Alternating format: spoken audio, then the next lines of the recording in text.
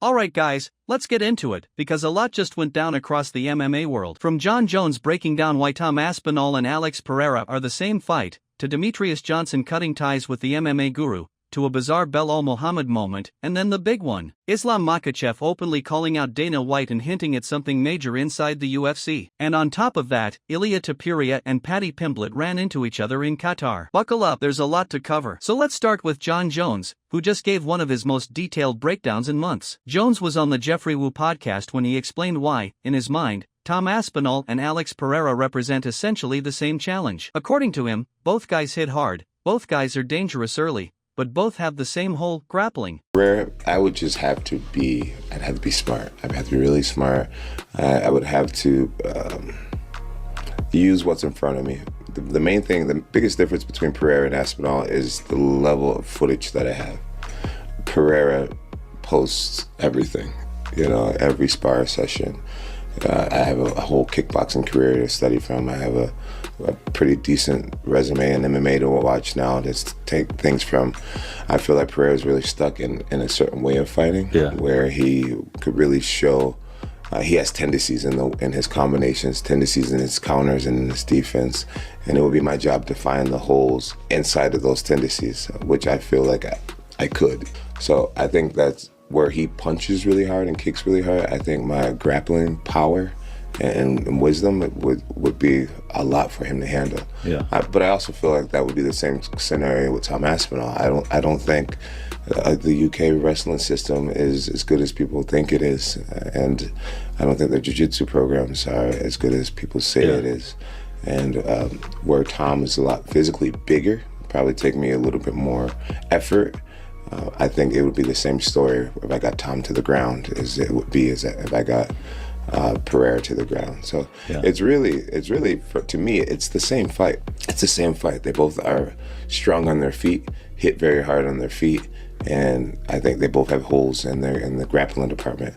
So when you simplify it like that, now it's a more matter of legacy. What would make more sense? Do you fight the guy who is impressive right now, who no one I don't think is going to really care about a few years from now?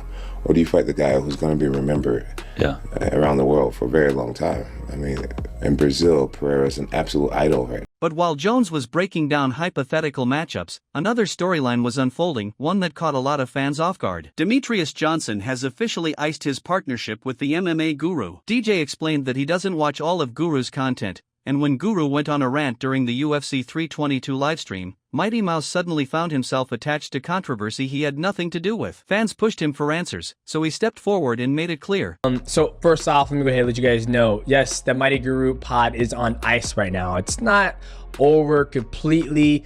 Obviously, Guru said some things that obviously I don't agree with. So just to give you guys kind of like a context of how things work. I do not watch all of Guru's content. I don't babysit him. I don't see what he's saying whatsoever. Ugly inbred little rodents, dude. Cry at a border. Bitches. Crying in my chat. Round 5. Go cry at a border. Did I address Guru off camera about this situation? Yes, I did. We talked about it before we filmed the last episode of the Mighty Guru. We talked about it. He even said that, things got to me. The pressure cooker, 20,000 viewers, things were going on. At that time, I still didn't know the full context of what he said. Obviously, Guru had a very, very ugly rant recently on the UFC 322 live instant reaction with Islam versus JDM. I did call him out on it off camera because I felt that was the best place to do it. And I said, dog, you can't be saying this stuff. And I respect Guru for, reaching out. Me and him had a discussion. He was like, dude, I think I'm totally fine of us just, separating and going our separate ways. And I told him, I was like, I don't want you to change. That's how Guru makes his content. And we had a talk prior to, and I was like, dude, like, we gotta, do you think you could tone it down a little bit? And he goes, yeah, but I don't think I can hold myself. Like, I don't expect him to stop doing what he does, because obviously what he's done up to this point, he is the biggest MMA channel on YouTube right now. I said, dude, you don't need me on your channel. You don't need the Mighty Guru to be successful, nor do I. So you keep doing your thing and I'm keep doing my thing. And do I think him calling, you know, inbred and bomb this and all that stuff? No, I don't do that. If my son was to talk like that, my son would be getting ass whooping from me because I didn't raise him like that. I like Islam. I like all those guys. I have no problem with no religion. But if Guru feels that way, I cannot help him feel a certain way. I can't sway him like, dude, these guys are good people, which I think deep down inside, he believes they're good people. Meanwhile, things got weird at UFC Fight Night Media Day. Belal Muhammad had a bizarre moment when he compared training with younger fighters to something that sounded way off. During a lighthearted conversation where he talked about feeling energized by younger training partners, he referenced the teen files and instantly realized what he had said. Bring it. It makes me feel younger. I'm training with young monsters. Like I said, I got a 17-year-old now, Nacho's younger brother, who's a monster, right? It feels like the teen files without the, you know, the right. I'm getting their powers through sparring and training. So it feels good. Belal laughed it off, but it definitely became one of the strangest Media Day clips in a while. But speaking of unexpected stories, Rampage Jackson dropped a bombshell about his income. The former UFC champion revealed that he's made more money in 8 months of streaming than in his entire 25-year fighting career. I've only been streaming for 8 months, and I've made more from streaming in 8 months than I did in fighting in 25 years. 100%. The sponsors with me way more on stream than my fighting. Y'all see my streams. I'm the biggest degenerate there is. My streams, the clips, I guess it gets more numbers than my fights.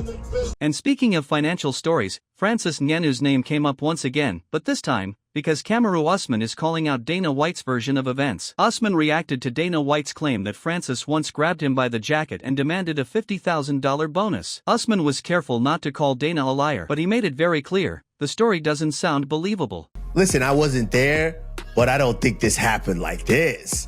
I don't think there's. So you're gonna call Dana White a liar, Kamaru? Did I say that? No, absolutely not. All I'm saying is, it's hard to believe to Dana White. It's hard to believe to you to go, get back in your office, Dana. You not what? Get out your checkbook. Give me $50K. And then, Hunter, you leave it? Get back here, Hunter. We're not done talking. It's hard because that's the picture that we're really seeing in our head here. It's hard to believe that because listen, it's Dana White here. Dana, just like Francis has this aura, there's this aura around Francis to where you just know, okay, I can't fuck around here. I gotta be on my P's and Q's.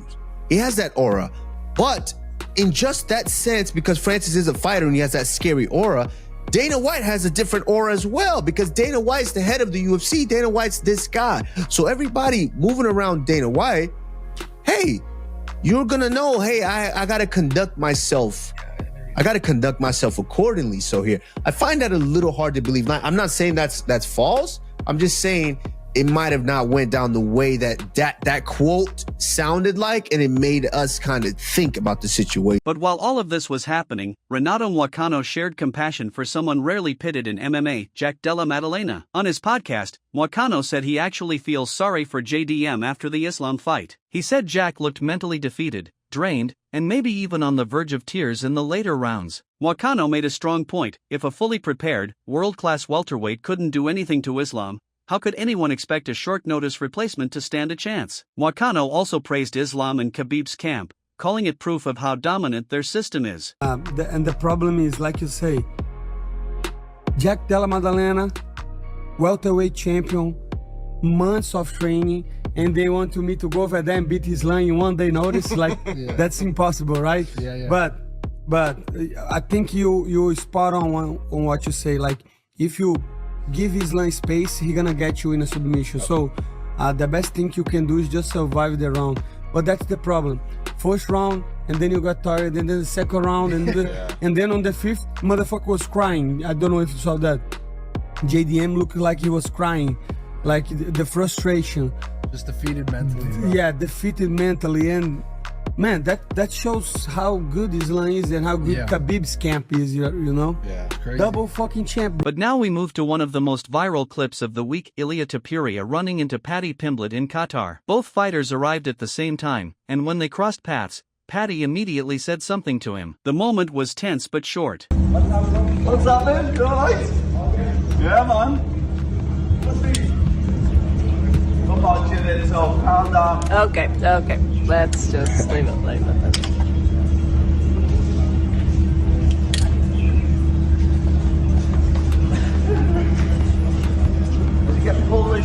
And now, the headline story: Islam Makhachev has spoken out against Dana White, and he didn't hold back. Islam rarely talks about UFC politics, but in this interview, he directly addressed something fans have been noticing. The UFC isn't promoting fights the way it used to. He said the organization once built stars, created hype, and pushed narratives, but now, something is missing. He said Dana is involved in many other things, seems less invested, and might even be preparing to step back from his role over time. Islam suggested that the UFC could make any fight massive if they put effort into it, but lately, it feels like that effort is gone. For a reigning champion to speak this openly about the UFC machine, that's rare, and it definitely caught fans' attention. Alright guys, that's all for today's update. If you enjoyed the breakdown, make sure to hit that like button, subscribe, and stay tuned for more MMA news. Thanks for watching, and I'll catch you in the next one.